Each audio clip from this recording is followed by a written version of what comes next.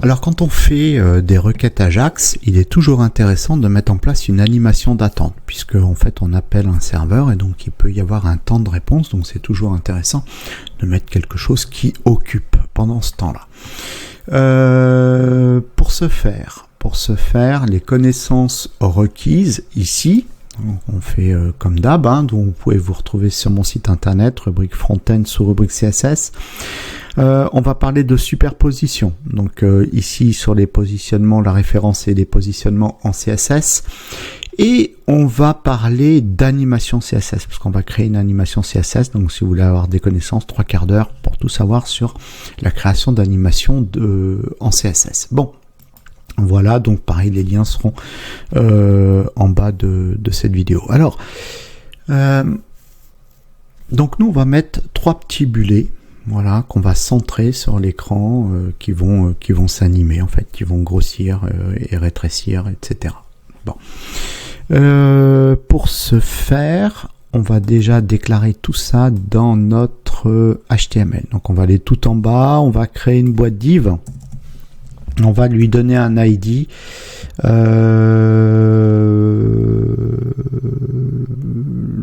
Je vais l'appeler loader box. Voilà. Ok, c'est bien. Donc, elle va contenir une autre boîte div. On va l'identifier comme étant loader, qui va contenir 3 boîtes. Donc là, ça va être les bulets. Donc, on va juste leur donner une classe, mais une classe différente, de manière à pouvoir les animer de manière indépendante. Donc, la première, c'est load 1, la deuxième load 2 et la troisième load 3. Et puis on va mettre un petit commentaire, on va dire ça, ce petit bout de code là, c'est le loading, CTRL S. Voilà. Alors quelle incidence on a? Le fait d'avoir fait ça, pas grand chose. Bon, nous ce qu'on veut maintenant, c'est superposer tout ça sur notre écran. Donc déjà, je propose ici qu'on crée un fichier loader.css. Ok. Donc ça c'est vu et on va l'appeler tout de suite d'ailleurs.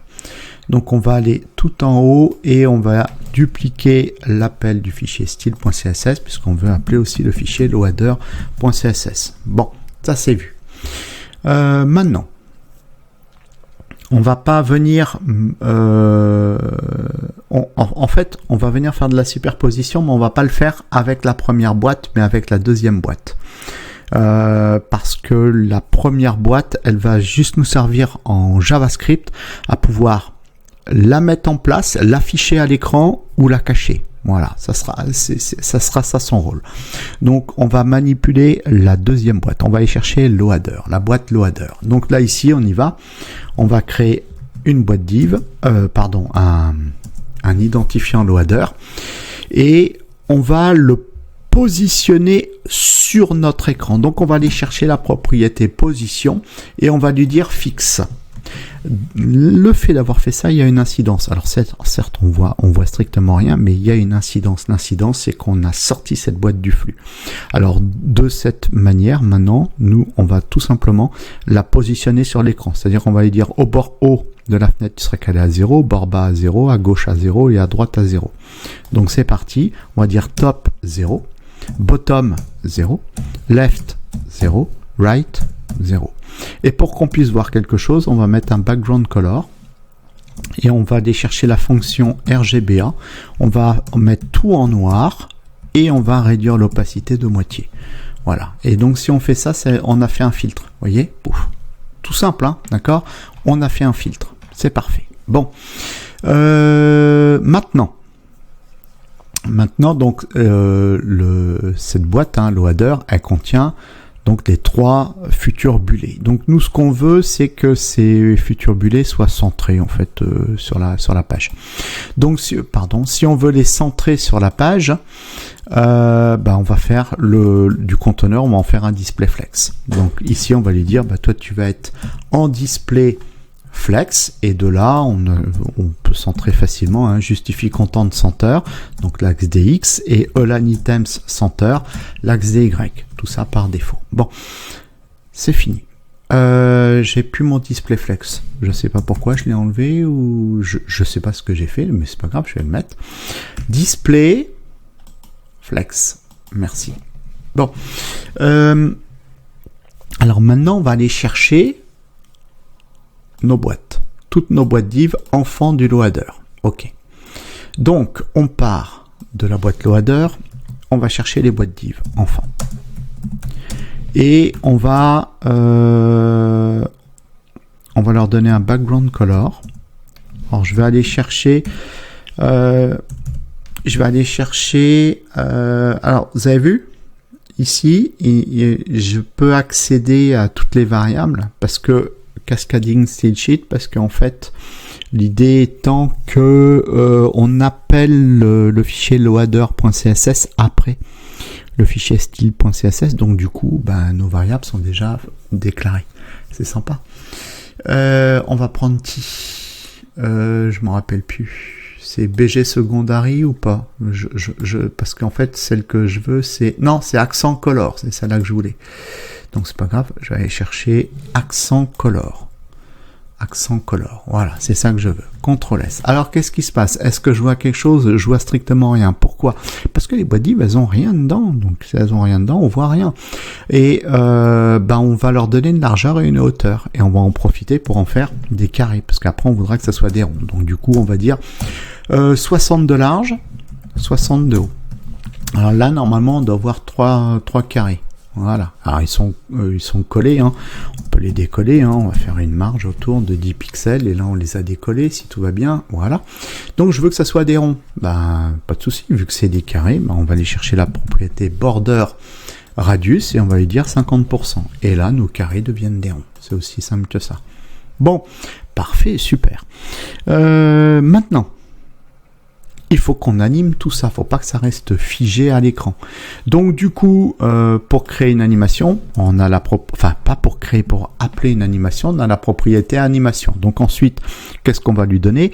On va lui dire, tu vas appeler une animation. L'animation, on va appeler une animation qui s'appelle loading, que nous on va créer évidemment, qui n'existe pas. Cette animation va se jouer pendant 1,5 secondes, mais tout le temps. Donc du coup, infinite. Voilà, ça y est. Donc maintenant, pour que ça marche, il faut qu'on déclare notre animation. Donc là, il y a une règle qui s'appelle @keyframes. C'est une règle de CSS qui est suivie du nom de l'animation. Donc l'animation, c'est loading. Ok, c'est vu. Bon. Pour l'animation, on va aller sur une échelle de temps. L'échelle de temps, elle part de 0 à 100. Bon, c'est géré en pourcentage. Donc là, c'est le temps 0. Après, on va dire, par exemple, au temps, alors on peut faire des séparations, on peut faire 30, 40, 0, 30, 70, 100. Voilà. Donc, on va dire au temps 0, au temps 70, au temps 100. À ce moment-là, on va réduire c'est la mise à l'échelle. On va réduire la mise à l'échelle de nos ronds. On va les mettre en 0. Donc pour pouvoir récupérer la mise à l'échelle, c'est la propriété transform et c'est la fonction scale. Et la fonction scale, c'est 0, il y a la mise à l'échelle, on la voit pas. 1, c'est la mise à l'échelle maximum. Si j'ai fait ça, au temps 0, si j'actualise, je les vois plus. C'est ce que j'ai fait. Donc maintenant, dans notre animation, on va créer un nouveau temps, le temps 30%. Un tiers, à peu près, quoi. Et là, on va dire, par contre, là, ici, ta mise à l'échelle, elle sera à 1. Voilà. Donc là, qu'est-ce qui se passe? Le fait d'avoir fait ça, ça va s'animer. Voilà, regardez. D'accord? Voilà. Et le fait maintenant qu'on ait donné des classes à nos boîtes, fait qu'on va pouvoir les animer de manière indépendante, parce que là elles ont toutes le même truc. Donc là ici on part de l'élément parent loader, on va chercher l'élément enfant load 1 et on va lui dire, toi animation délai, tu vas avoir un délai, animation délai, tu vas avoir un délai de moins 0,5 secondes par rapport aux autres. Donc du coup, elle va devenir indépendante. Vous voyez? Hop, voilà. Et puis on va prendre la dernière, on va en faire pareil. Pour la dernière, donc je vais dupliquer ça. Pour la dernière boîte, donc l'eau de 3, on va y dire 0, alors même je vais faire 0,25 sur la première et 0,5 sur la dernière. Comme ça, elles vont être toutes de manière indépendante. Regardez. Voilà. C'est sympa, hein? Donc là, ici, ça, c'est l'animation qui est en place. Là, c'est fini. D'accord? Il n'y a pas de programmation, hein. Ça, c'est la magie du CSS avec les règles d'animation. Donc, si j'en reviens à l'élément parent, loader_box, bah, là, ce qui se passe, c'est que, regardez, le gars, il arrive sur le site, il y a ça. Bah non, sûrement pas. Ça, on doit l'allumer éventuellement quand on va faire de l'Ajax, mais pas, sinon, ça doit être éteint. Donc, du coup, on part de l'élément parent loader_box, ouais, tout en haut. On va le déclarer au niveau CSS.